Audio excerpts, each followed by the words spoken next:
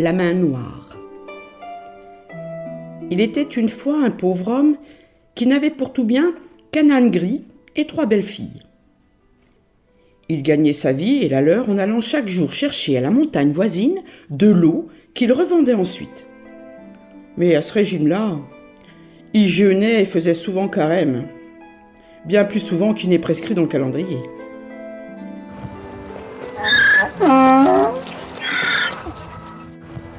Un matin, que l'âne trottine vers la montagne, en suivant les mêmes traces que ses pas ont marquées depuis des jours et des jours à travers la campagne pierreuse, il s'arrête net. Et l'homme, qui était en train de sommeiller sur sa croupe, derrière les jarres vides, lui allonge un bon coup de talon. « Paresseux !» Mais ce qu'il voit lui fait ouvrir des yeux tout ronds de convoitise. Devant l'âne, au beau milieu du chemin, s'étale un chou magnifique, si énorme et si majestueux que dans cette campagne râpée, il ressemble à un arbre géant. Il est haut de tige, durement paumé au milieu, tandis que tout autour, ses larges feuilles rigides et boursouflées brillent au soleil. L'homme saute à terre, écarte le baudet qui renifle déjà la gourmandise. « Ôte ton nez de là! Ce chou royal n'est pas fait pour les ânes, mais bien plutôt pour le fils de ma mère. Aussi vrai que l'on m'appelle Tio Pepe, je n'ai jamais rien vu de pareil. Il y a là-dedans au moins 10 jours de nourriture. Tiens-toi tranquille, bourricot de mon cœur. Je te donnerai le tronc et quelques épluchures. » Et il empoigne la tige de la plante pour la déraciner. À ce moment-là, une voix furieuse se fait entendre. « Qui me tire la barbe ?» L'homme s'arrête, interloqué, et regarde autour de lui. Il voit personne. Il croit que ses oreilles ont bourdonné, et il recommence. « Qui me tire la barbe ?» Cette fois, Tio Pepe fait un bond en arrière. Qui donc peut se moquer de lui? La campagne, à 2 lieues à la ronde, elle s'étend toute plate et peuplée seulement de cailloux. Il est bien tout seul avec son âne. Et celui-ci n'avait pas l'habitude de parler chrétien. Il faut en finir. De toutes ses forces, il tire sur le chou et retombe sur son derrière. Devant lui, sort de terre un géant effroyable, haut de 100 coudées, la figure noire comme la poix, les yeux rouges comme la braise ardente, la bouche plus large que la gueule d'un four. Le géant fait une affreuse grimace et crie pour la 3e fois. « Qui me tire la barbe ?» Sa voix est si formidable que le pauvre Pepe sent ses entrailles s'émouvoir douloureusement, tandis que l'âne épouvanté se sauve comme s'il a entendu un essaim de guêpes à ses oreilles. « Ainsi c'est toi, vermisseau du diable, qui ose me déranger quand il me plaît de me recréer et de m'épanouir au soleil sous la forme d'un chou paumé ?»« Seigneur, je ne savais pas. » « Eh bien, je vais t'apprendre à me manquer de respect. Fais ta prière, et quand tu diras Amen, je t'écraserai sous ma semelle. J'attends. Est-ce fait ? » « Seigneur, ne vous fâchez pas. Je ne voulais pas vous offenser. J'ai un âne et 3 filles à nourrir. Sans compter le malheureux qui vous baise les pieds. Nous avons toujours le ventre vide. Et vous étiez un si beau chou. »« Quel âge ont tes filles ? » L'aînée, la Paquita, vient d'avoir 19 ans. La Lolita en a 18 et la Rosarite a 17. Ce sont 3 bonnes filles bien gaies. Laissez-moi, s'il vous plaît, retourner auprès d'elles. « Tu y retourneras peut-être. Cela dépend de toi. Écoute-moi bien. J'habite sous terre un palais magnifique où je vis seul. J'ai besoin qu'une femme prenne soin de mon ménage et me tienne compagnie. Donne-moi ta fille aînée. Si tu acceptes, tu auras la vie sauve. Et tu seras assuré à l'avenir d'avoir le ventre toujours plein. Si tu refuses, je t'aplatis sous mon talon. Choisis. »« La Paquita sera votre femme, » répond Pepe tout tremblant. « À demain matin. Tu me trouveras ici à l'heure de la sieste sous ma forme de chou. Amène-moi ta fille. Tu tireras tout doucement. Je dis tout doucement. L'une de mes feuilles pour me réveiller. Je t'apparaîtrai aussitôt. Prends ceci. et le géant disparaît en lui jetant une bourse pleine d'or. Tio-Pepe se relève et se frotte les yeux. Quand il voit par terre la bourse d'or, et à l'horizon, l'âne, aussi gros qu'une mouche qui galope éperdument, et comprend qu'il n'a pas rêvé. « Eh ben, me voilà bien !» pense-t-il en se grattant la tête. « Si j'accepte, je perds ma fille aînée. Si je refuse, je suis mort. Et alors je les perds toutes les trois. Sainte Vierge, que faire ? Et cet effronté d'âne qui me laisse en un pareil moment, jamais je pourrai marcher jusqu'au village, j'ai les jambes coupées, et je sens ma cervelle fondre. Hélas, pauvre Tio-Pepe !» Il pleure de désespoir. Son estomac creux le torture. L'air surchauffé fait tout danser devant ses yeux. Il se met en marche en traînant les pieds et en répétant machinalement « Si je vis, je perds une fille. Si je meurs, je perds les trois. » Et chacun de ses pas lui semble mesurer l'éternité. « Si je vis, je perds une fille. Si je meurs, je perds les trois. Si je vis, je perds une fille. Si je meurs, je perds les trois. » Lorsque Tio-Pepe, enfin assis à l'ombre de sa maison, a avalé la moitié d'un bottigeau d'eau fraîche, il peut expliquer à ses filles les causes de son retour et de son désespoir. Elles se montrent fort intriguées, mais non chagrines. Les deux aînés l'accablent de questions, tandis que la troisième, puisant dans la bourse d'or, court acheter de quoi dîner. Paquita, émerveillée à la perspective d'être dame et maîtresse dans un palais, dit à son père que le plaisir de voir toute la famille à l'abri du besoin vaut bien que l'on risque l'aventure. Lolita déclare que si sa sœur refuse d'épouser ce géant, elle-même y consentira, rien que par curiosité. Toutes deux jasent si bien que leur père, étourdi par leur babillage et leurs projets d'avenir, se rassure.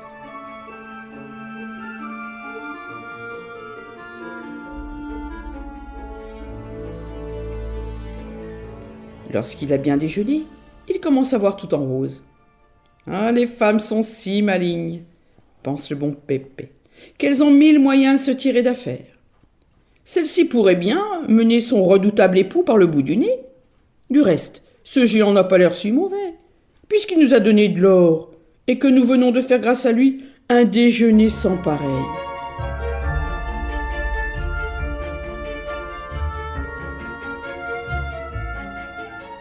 Le lendemain, Paquita ayant mis sa robe rapiécée et noué sur sa tête son mouchoir des dimanches, elle s'en va, montée sur l'âne et suivie de son père à la recherche du chou. Elle rit, Tio-Pepe pleure. Lorsqu'il voit au soleil le chou, plus beau encore que la veille, la jeune fille saute légèrement à terre et Tio-Pepe s'approche peureusement de lui. « Tu ne regrettes rien, petite ?» dit-il à Paquita avant de toucher la plante. « Non, père, tu peux tirer la feuille. » Tio-Pepe tire doucement et le géant apparaît. Il prend Paquita par la main et dit à Pepe « C'est bien, tu peux partir. Quand tu voudras me voir, tu reviendras ici comme aujourd'hui. » Et il lui donne une autre bourse d'or. Tio-Pepe remonte sur son âne et s'en va, tandis que le sol s'entrouvre et que le géant conduit Paquita à sa demeure souterraine.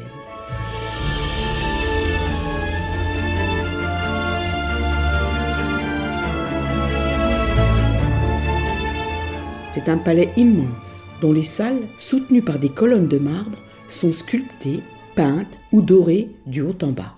1000 lumières en font étinceler les couleurs vives. Dans les patios fleuris, des oiseaux chantent au bruit des eaux qui ruissellent des vasques, ou jaillissent pour retomber en fine pluie dans les bassins d'albâtre.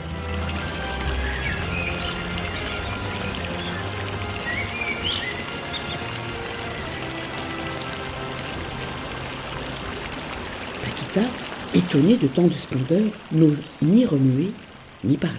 « Cette maison est la tienne, Paquita, » lui dit le géant. « Tu y vivras heureuse si tu veux seulement m'obéir. Tu peux aller partout, disposer de tout, faire tout à ta guise.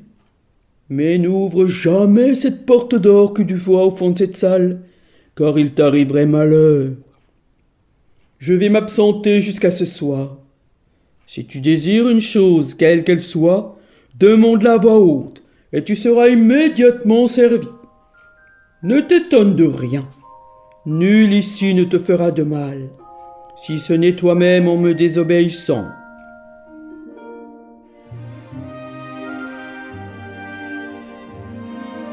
Le Le géant parti, la jeune fille s'empresse de visiter le palais.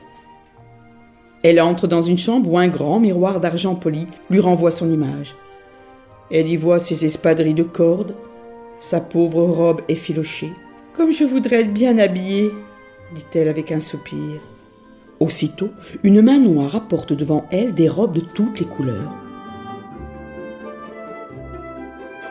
Il y en avait en soie lamée, en or tissé, en argent broché, et la main noire s'apprête à les étaler devant Paquita, émerveillée. La jeune fille s'étonne bien un peu de ne pas voir le corps auquel cette main appartient, mais décidée à ne s'effrayer de rien, elle ne s'occupe bientôt plus que de choisir son costume et de s'attifer. Elle met une somptueuse robe rouge, se coiffe d'un diadème de brillants, entasse collier et bracelet autour de son cou et de ses bras, et quand elle se regarde dans le miroir d'argent, elle est satisfaite de sa nouvelle figure. « Oh, me voilà mieux parée que la Vierge! Mes sœurs ne me reconnaîtraient pas !»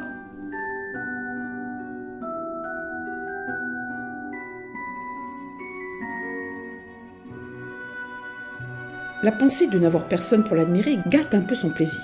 Au bout de 2 heures, elle s'ennuie. Alors, elle se souvient de la porte d'or. Qu'est-ce qu'il peut bien y avoir là derrière ? À plusieurs reprises, la jeune fille s'en approche. Sa curiosité grandit.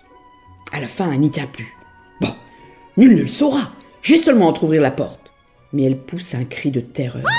À peine a-t-elle ouvert qu'une main noire la tire dans la chambre défendue et lui coupe la tête.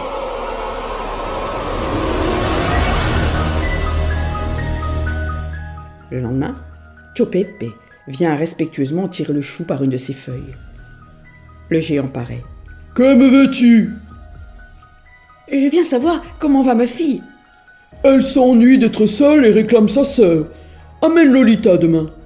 Elles seront plus heureuses ensemble. » Et il lui donne une bourse d'or. Lolita, dévorée de curiosité, est enchantée à l'idée d'aller à son tour pénétrer dans le palais souterrain. « Prends garde, lui dit sa petite sœur. Sois bien prudente, j'ai peur pour toi, comme j'ai eu peur de voir partir Paquita. »« Tu es une sotte, Rosarita. Notre sœur vit comme une princesse, et moi je vais en faire autant, voilà tout. » Lorsqu'elle est dans le palais, elle demande Paquita. « Ne demande pas ta sœur, car tu ne peux pas la voir maintenant. Fais tout ce qui te plaira dans cette demeure, tu seras servi selon tous tes désirs.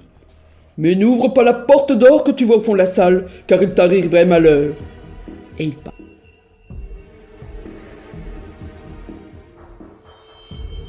Lolita s'empresse de parcourir tout le palais. Elle ne songe pas à se vêtir de belles robes. Elle veut juste savoir où sa sœur peut bien se cacher. Elle ouvre toutes les portes, et lorsqu'il ne reste plus que la porte d'or, elle ne peut résister à la tentation de l'ouvrir à son tour. Aussitôt, la main noire lui tranche la tête. Le lendemain, Chopepe vient aux nouvelles. Il touche délicatement le chou. « Je voudrais savoir ce que font mes 2 filles. »« Elles s'amusent beaucoup, » répond le géant. « Elles sont si heureuses qu'elles te demandent d'amener demain leur jeune sœur, afin de se réjouir avec elles. » Et il lui donne une bourse d'or. Chopepe amène Rosarita en pleurant. C'était sa préférée, et la dernière. « Tu seras plus heureuse là-bas qu'auprès de moi, » lui dit-il. « Va, et ne t'ennuie pas. » La jeune fille a du chagrin, mais elle obéit.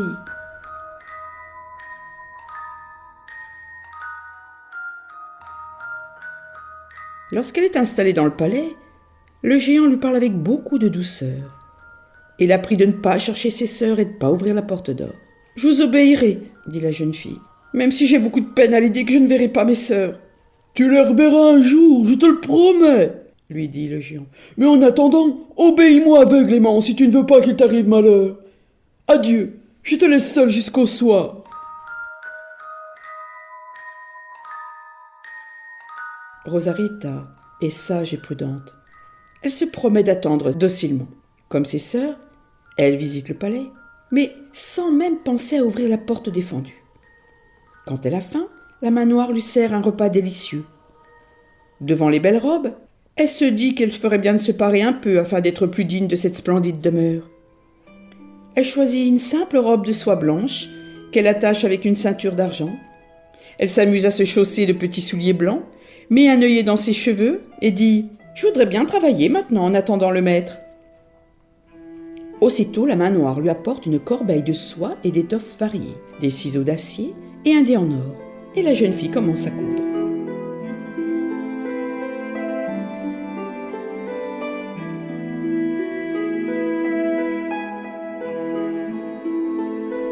Le géant semble tout heureux de la revoir et la complimente sur sa parure. Il se montre si doux et si empressé que, sauf l'absence de son père et de ses sœurs, Rosarita ne regrette rien et s'accoutume bien vite à sa nouvelle vie. Les jours passent. En l'absence de son époux, Rosarita s'occupe de la maison, chante et travaille. Quand il rentre, elle se montre attentive à lui plaire. Elle ne le trouve plus aussi laid, car elle s'habitue à sa figure et elle l'aime tendrement. Un soir, à l'heure où le géant a coutume de rentrer au palais, Rosarita voit venir à elle un jeune homme aussi beau que l'archange Saint-Michel. Elle a bien peur. « Ne crains rien, Rosarita, » lui dit l'inconnu. « Je suis ton époux, le vilain géant que tu as consenti à aimer. Mon maître, le roi des génies, à qui j'avais désobéi, m'avait condamné à vivre sous cette figure et dans ce palais souterrain, jusqu'à ce que je puisse trouver une femme capable de se montrer durant 2 mois obéissante et discrète. J'ai cherché 100 ans cette femme, et je t'ai enfin rencontrée. Aujourd'hui, j'ai repris ma première apparence. Demain, nous pourrons retourner sur la terre où nous vivrons heureux. Toutes celles qui sont venues ici avant toi ont été punies de leur désobéissance. Toi seul m'as sauvé en échappant à un châtiment certain. À partir d'aujourd'hui, la main noire qui te servait et te surveillait est partie. Nous aurons des serviteurs plus réjouissants à voir. Je retourne auprès de mon maître, mais je reviendrai demain, et nous sortirons d'ici ensemble. Prends cette bague. La pierre en est transparente comme l'eau. Si tu désobéis, elle rougira comme le rubis. Si tu m'aimes, souviens-toi de la porte d'or et de ta promesse. » Rosarita n'ose pas se réjouir. Elle sent qu'elle aime bien mieux son mari sous cette forme nouvelle, mais elle le redoute. N'y a-t-il pas dit que toutes celles qui étaient venues dans le palais avant elle avaient été punies? Où était-elle à présent? Peut-être pleurait-elle, enfermée derrière la porte d'or? Peut-être même était-elle morte? Les géants lui avaient dit qu'elle reverrait ses sœurs, mais maintenant elle doute de sa parole. Et son inquiétude lui fait ouvrir cette porte que ses sœurs ont ouverte par curiosité. Elle voit au milieu d'une grande salle, étendue côte à côte et décapitée, Paquita et Lolita. « Mon mari n'est qu'un monstre !» gémit-elle en se sauvant terrifiée. Elle s'aperçoit alors que la pierre de sa bague est couleur de sang. Le jeune homme, en rentrant le lendemain, n'a pas de peine à deviner ce qui s'est passé. « Tu as douté de moi, Rosarita, et par ta désobéissance, tu nous as perdus tous les deux. Ce soir, tu sais, finissait l'enchantement. Tu as ouvert la porte d'or, je ne peux plus remonter sur la terre. Pour l'amour de toi, je rendrai la vie à tes sœurs et tu partiras avec elles. Ne pleure pas. Il faut me quitter. Si tu m'avais aimé plus que tout au monde, tu aurais eu confiance en moi et tu m'aurais aveuglément obéi. » Le jeune homme rend la vie aux 2 sœurs. Il prend par la main Rosarita qui pleure et les conduit toutes les 3 à la porte du palais. Il embrasse Rosarita. « Adieu, sois heureuse !» Tout disparaît. Et les jeunes filles se retrouvent au milieu des champs arides, sous le soleil de juin. Tio-Pepe voit revenir ses filles avec joie. Les 2 aînées se sont mariées bientôt car leur père était devenu riche. Et l'histoire ne dit pas si elles sont devenues plus prudentes ou plus discrètes à l'avenir. Mais Rosarita est restée inconsolable. Dans la campagne, là où elle a vu surgir le géant, les printemps, les étés passent, verdissant la terre et la desséchant tour à tour, sans que jamais ne réapparaisse la plante merveilleuse. Rosarita ne devait plus revoir celui qu'elle avait aimé.